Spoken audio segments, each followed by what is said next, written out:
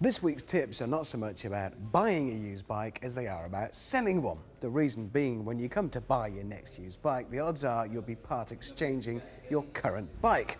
And it doesn't matter whether you save a couple of £100 here and there on the bike that you are buying if you're wasting money and losing money on the bike that you're selling. So this week's tips are looking at ways to maximise our own bike in part exchange. First things first, when you picked up at the dealership with your bike, cleanliness is everything. No, not you, you fool, the bike. Because believe it or not, and you are going to have to trust me on this, bike dealers are human too. And if they see a nice, clean, sparkling machine, they're going to be inclined to look upon it more favourably than if they see some grubby old rat that looks like it's just been dug up. There's actually a very good reason for this. They've only got a few minutes to make up their mind on giving you a price on your Part X. If it's all grubby, that could be covering all sorts of nasty problems. If it's clean, they can see what they're getting. They don't have to err on the side of caution. Now, we know from chatting to them, insider information, this could make as much difference as a couple of £100 either way on the price. And that could take a big chunk out of your insurance. So it's worth a Saturday cleaning it up. Get that bike clean. And then once you've done that, all those extra bits and pieces and goodies you've spent the last year and a half bolting on, bin them.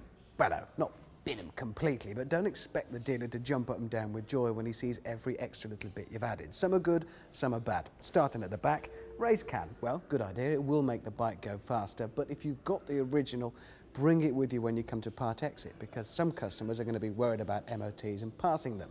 Other things like braided hosing, yeah, it will make the bike stop better, it's a good idea. But when we get down to little anodized pegs and add-on bits and pieces, even things like crash mushrooms, to be honest, they're not going to add any value. The dealer's not going to give you any more for them. If you've got the originals, take them off, save these for your next bike. Basically, use your head. If the extras are designed to make the bike better, it'll help the dealer sell it quicker. They're good news. So on a sports bike, things like dyno jetting, bring evidence that it was done and done properly, good news. Other bits and pieces, you can lose them. If it's a tourer, hard luggage is going to be good. The dealer might give you more money for it. But there is one set of extras and add-ons that every dealer is going to be interested in on any bike.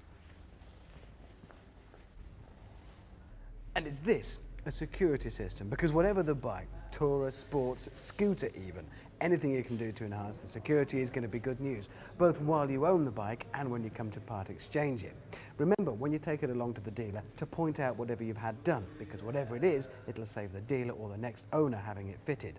But whether it's an alarm, an immobiliser, data tag protection, whatever it is, bring with it the certificates to prove that it was fitted properly, because the next owner is going to have that to prove to their insurers that it's all been done properly. And if you've got all of that with you, that will, believe me, make a difference.